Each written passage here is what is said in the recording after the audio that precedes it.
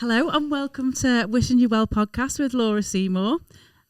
The fantastic, ever talented, amazing Caroline England. Hi, Laura.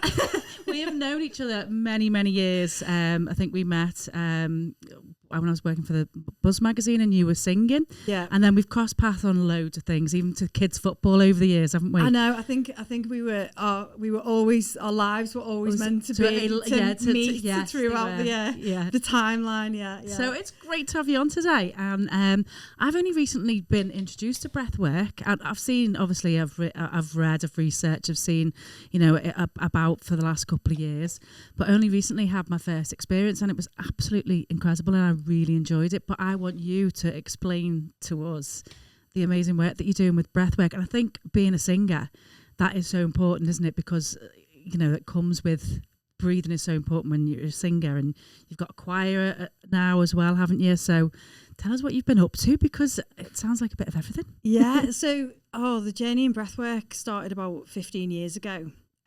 Because I've always been a singer, as you know, and a singer-songwriter. And I found that when I was going on stage, even though I loved to sing and I wanted to perform and I wanted to do, the concerts and the gigs and I wanted to do it all, inside me, I was so nervous and struggling with, am I enough? Yeah, standing on the stage, doing all this performance, and everyone looking at me would think, oh, she's confident. Fantastic, it's all there. You would never have known, but but inside, I was really, really struggling with it. So, a dear friend of mine said to me, you should have a go at breathwork. It's great for the nervous system and calming you down. And so I started on the journey then. And at the time, there was nobody in this area doing it, so I was travelling to Edinburgh and I was going on retreats for a week at a time, and started to notice that I was just finding things easier, not just singing, but everything was more in flow, and so I was working with a lady that was also a vocal coach as well. So, and the two work beautifully together. Yeah. So within the vocal coaching, I then became a vocal coach as well as still doing the singer-songwriter thing. I think you were coached my niece. Yeah, I did. Yeah. So it's kind of gone from there really, and it works beautifully with singers. So at the moment, it also the breath work sort of takes you on these paths that you don't realise you're going to go on. I woke up from one breathwork session and said to the facilitator, I'm going to start a choir, having never even had any ambitions to do that at all. And she was like, amazing. Yeah, great. And then, so within the next year, I had set up a choir that incorporated breathing within the sessions. And, and then I trained as a breathwork facilitator. And so, and it just takes you on this journey. Amazing journey. Yeah. So that's basically where and it's all flowing in together, isn't it? So where can we see you? Where do you perform the breathwork classes? Where can we find you? So I'm currently doing several things. So I'm doing a Tuesday evening at the community centre in Hoylake. Yeah. Is that the Parade Centre on the front? Yeah. So that's at the Quiet Space. So if you go on my website, soundbreathe.com, all the classes are listed on there. And then I'm about to start an online one as well. So, and that's a free one as well. The online stuff is all completely free, because I want it to be accessible, and I know that not everyone can afford the classes, because the classes can be out of people's price range as well. So there's online stuff. So if you go on my website, soundbreathe.com, you can just sign up to the class and access it for free, and just experience the breathwork that way as well. So that's fantastic. So tell us about the choir. So where are you performing? Where do you practice? How many is in the choir? You've sort of explained how that has come about, but are you literally loving it? Yeah, I'm really loving it. It's been a really interesting journey. It's challenging me in ways that I didn't expect, but it's also helped me grow as a person and professionally, learning loads of new skills and making my own arrangements as well for the choir. So every song that we've ever performed, I've done the arrangement for it, which is creatively helping me express myself as well. And for the first time this Christmas, we're going to be performing our own song that I've written as well, which I hadn't intended to do, but it's kind of worked out, and it's nice.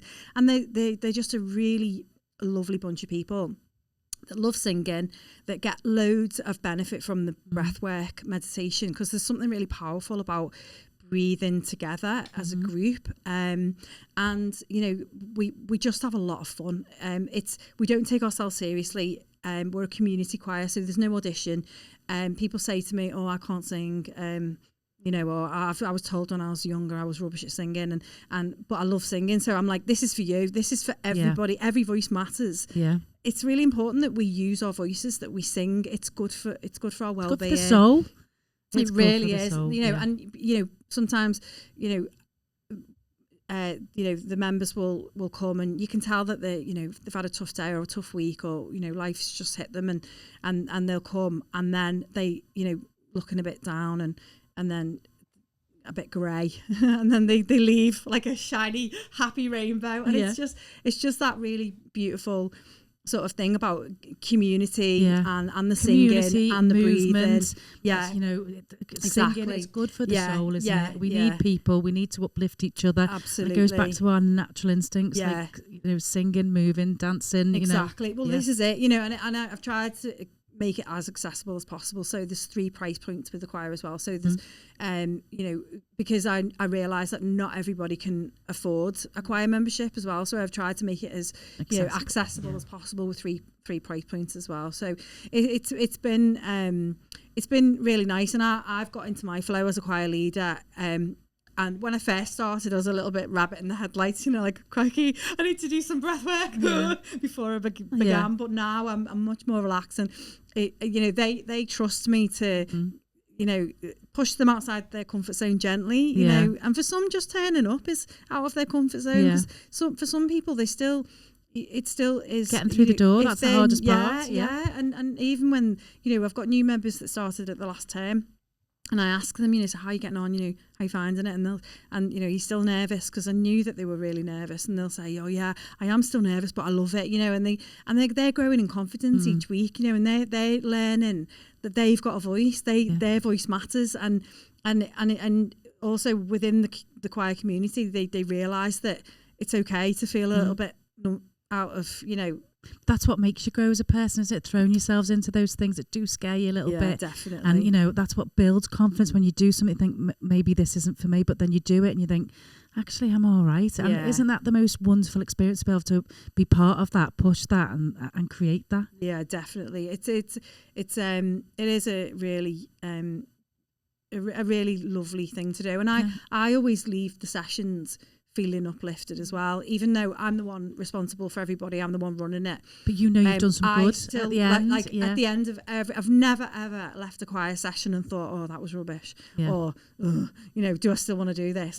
I always leave feeling really positive, feeling really buzzy, and the energy's great. Because your connection's been there. And you've done something good, and you know that they've got something out of it, and you feel good because you've been able to create that for somebody. Yeah. I think that's amazing. Yeah, I think as well, like when I started singing, and then started the vocal coaching, I just wanted to help and encourage people to sing in the same way that my singing teacher helped me, and I know how it feels to feel really, really terrified, and to feel really, really nervous, and to even though that feeling of dread showing up and doing the gigs anyway. And I wanted to help the people along the way, that the singers that I work with that have had a lot of challenges in their life, and that's led to them becoming nervous around the singing, and I wanted to help them in the same way that I was helped. Even just sitting here today, if I hadn't have done all the breath work, I probably wouldn't be able to sit here and talk to you in this way. So it's been amazing. So that's what you're giving back, that breath work. So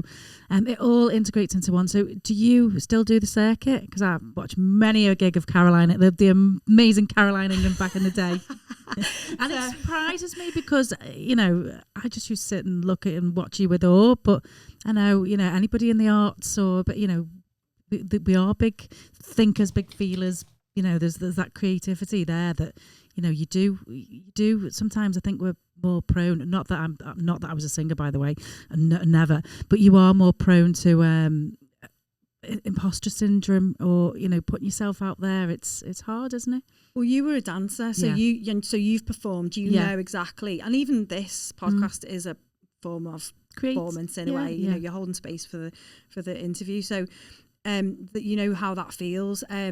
And it's, sorry, what was the question? So, because I think we are more prone to imposter syndrome. Yeah, definitely. And the breathing helps with that as well, because what it does do is it calms the monkey mind. Yeah. Now, there's lots of different types of breath work. So before anyone is thinking of trying a class or, joining a session of breath work, if you see it advertised, make sure that the person that you doing the session with is qualified. Make sure they've done the proper training, because there's lots of types of breath work, and some of them can really go deep into the nervous system and bring up trauma. So you want to be working with someone that knows what they're doing. That knows what they're doing. It's fully insured, fully regulated by the GPBA, who are the global professional breathwork alliance, and they're because there's a lot of things around breathwork popping up at the moment that you want to work with someone that's doing it gently, and that's someone that knows. Because it's a form of healing. It is a form of healing. Yeah, definitely. Yeah. But it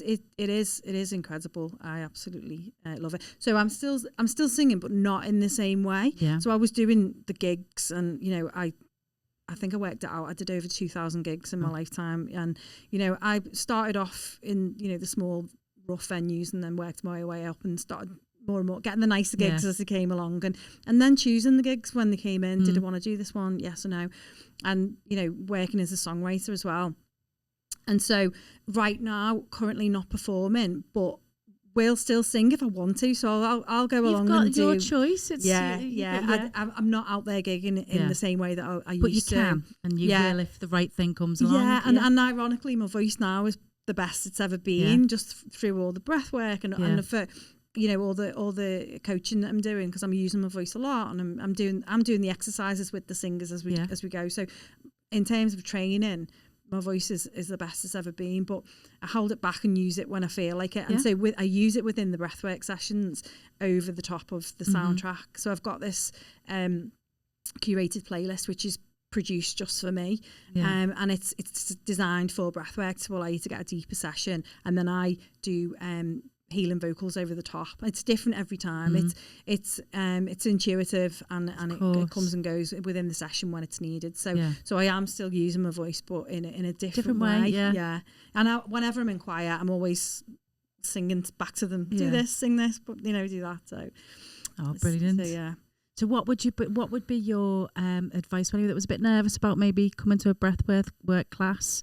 What would you say? Just come along and try it, and just trust you to lead the way. Yeah, definitely. I think, it's I'd like to think that I'm very welcoming. You've got a lovely aura. Thank you. To choir, and to the breathwork classes that I'm doing, and to singing lessons as well. And so I understand that nervous feeling. I've been there, I've worked through it. So I'd say ultimately, if someone loves to sing, or they want to become more confident using their speaking voice as well, it's not just singing, it's about how you show up in the world, and being seen. Then the vocal coaching classes, and we also do a voice retreat day as well. Tell us about the retreat day. That sounds amazing. Breath work as well. Just give it a go, because also the choir community, they're very, very nurturing and kind people. They're just a really nice group that have just magically come together. Yeah. And they all remember their first choir session, and so they're really aware of it. They look after the newbies, until within a couple of sessions they're not newbies anymore. Yeah. We call them part of the team. We call them the newbies, and then I'm like, you're not a newbie anymore. Yeah. You're one of us now. You're into webs. Yeah. And it's just a very welcoming family. So the voice retreat day is again, it's kind of grew from vocal coaching and grew from the breath work as well, because what I found with choir members was we were getting some really amazing results from doing the breath work and doing the vocal coaching, but then within the session they were saying we want more time, we want to go longer, we want to go deeper. So the voice retreat day was just an opportunity to allow the people that I'm working with to spend the whole day with going deeper with the breath work, going deeper with the vocal coaching as well, and the choir members that are signed up, there's different price points, but if you signed up to the $39.99 a month tariff, you get your voice retreat days, 3 of those included in a year. Good, yeah. So when are the retreat days? Have you got any more coming up? Yeah, I've got one coming up on the 24th of January. And they're not just for the choir members, they're for members of the public. For anyone that wants to come along and develop the voice and just try the breath work as well. But the voice work is optional, so you can come along and just witness. You don't need to actually take part in it if you don't feel ready. It's there. You'll still get the learnings and the teachings, even just by being present. You don't necessarily, if you don't feel ready, you don't have to sort of like use your voice yet, because some people come along to the vocal coaching to begin with and they just watch. They don't take part because they're interested in doing it, but they don't feel ready yet. And it's just a journey. We're all on that journey with our voices. And so, can I ask a question? Maybe this is just a personal thing for me. So I noticed, like, sort of COVID, like when COVID hit, there's been a lot of sort of respiratory. That's the word I was looking for. I couldn't get it out then. Problems, and people like breathing. And I certainly, like, I know there's just been a new batch of COVID, and I was dying 2 or 3 weeks back, like really like chesty, and I found my breathing really hard. Does that help with anything, or would you suggest taking breath work or not taking breath work if you were struggling with your sort of, does it help is what I guess I'm asking? Yeah, absolutely. I mean, COVID was, for some people it was a really traumatic time, for myself included. And again, the breath work really helped with that. For anyone with any respiratory issue, breath work is really powerful. But again, it's about the right kind of breath work for the condition. So it's about understanding the individual, I guess. Individual. Yeah. So it depending on what health condition you've got, the practice can be adapted. The breathwork class that I run is safe for everybody. However, there are contraindications around the practice. So when you come along to a class, you fill in a form, and then you can choose to declare your health information, or you can choose not to, and just to adapt the more gentle approach. Sure, yeah. And the gentle approach is really powerful as well. It's like yoga, you can take it as much. There's power within the gentle. It's not a competition. It's a guided breathing session, and it is really, really beneficial. I suffered with asthma from a young age, and the breathing has been amazing for that. And again, just even just a conscious, gentle breathing practice through the nose, just without going too deep, without going too far or too fast or anything like that, is really, really beneficial for anyone with a lung condition. So yeah, absolutely. I know it's crazy, isn't it? Because everyone knows how to breathe, but they actually don't. They really, really don't. That's why these monks take their what they call their students off and teach. That's one of the first lessons that they teach them, to be able to breathe properly. And you take it for granted. You're like, if you get into a temper, you do a couple of breaths in, breaths out.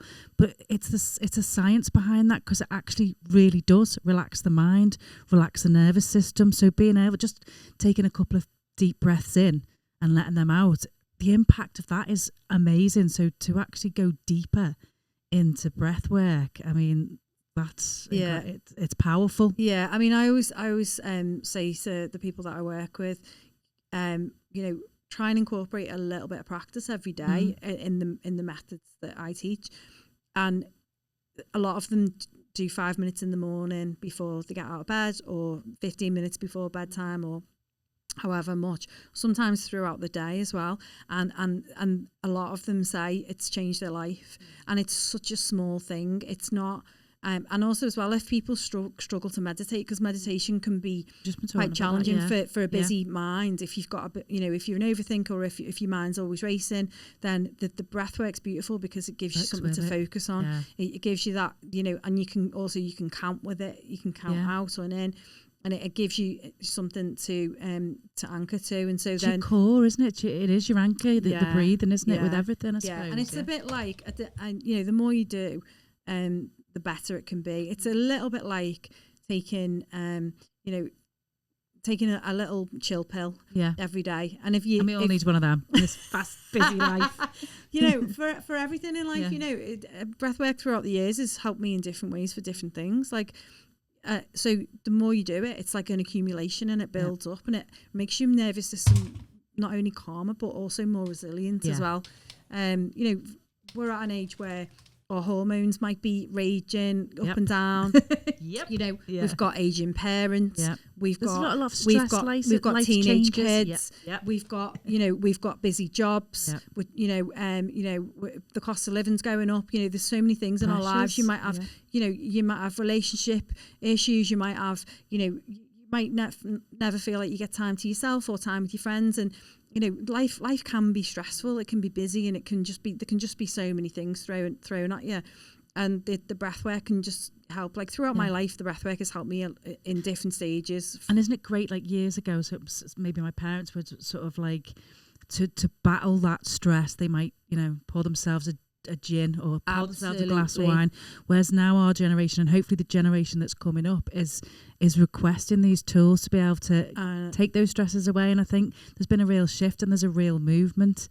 And that's why I think it's really important to educate people about these amazing classes that we've got access to. Well, yeah, I mean, the kids' classes that I run, I always incorporate the breathing with them, and I show them like how to do it. And they if I've during a session not included it, they will ask for it, and they'll say, we're going to do the breathing today.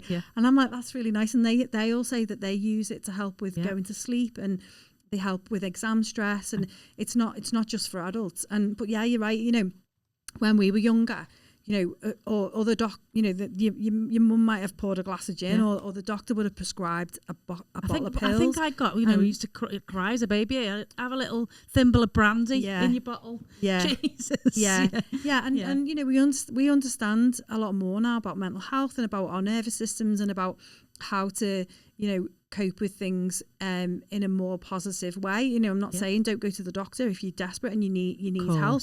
You know, it can't be a replacement for. But we've got the mix now. Yeah, and exactly. Pick and choose, and people are a little bit more aware and conscious of what's out there. And I think it's dead important. It is, and we can make an informative decision. Yeah, we can be autonomous in our choices around our own care, and we can do things, you know, in a practice that might stave off us ever needing to pour a glass of gin or don't get me wrong, there's a glass of wine needed for the weekends, especially with teenagers, but however there are healthy choices for stress. Exactly. And you know, our stresses at 15, 16, 17 were different to our children's. You know, and you know, it's they're bombarded every minute of every day with a device that's showing them the rest of the world that potentially they might say is better than their own life. And you know, it's not necessarily developing true. That balance, isn't it? Because we've got all this stuff coming at us, and it can be used as a tool for great things. I think we were talking about it, Steve and I, you know, all these things are tools that we can use to our advantage. However, when you've got amazing holistic practices or breathing or whatever, to be able to bring them into alignment, it just makes it, you know, it kind of balances out a little bit more. I mean, the beautiful thing about breathing is you can do it anywhere. It's free. It's accessible.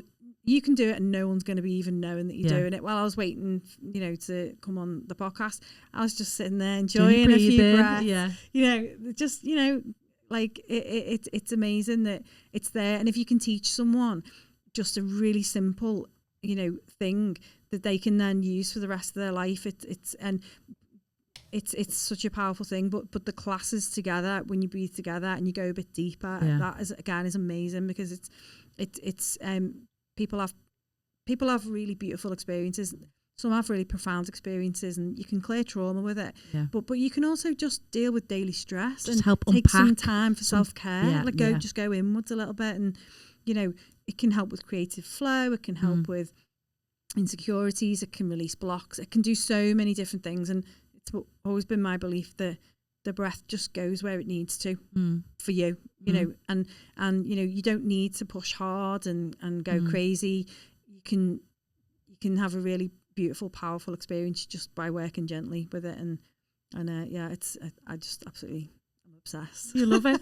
and you can tell. So what would you be at? Well, take up breath work. I'm sure it's going to be, but what would be your wellbeing tip for our listeners? just try breathwork. Yeah. And don't be afraid to sing. Don't be afraid to use I do your it in the voice. shower, but I am afraid to do it in front of people because it might make their ears bleed. You see, now I see you as a challenge now. I'm going to put you on a program. I'm going to be in the Christmas choir, aren't I?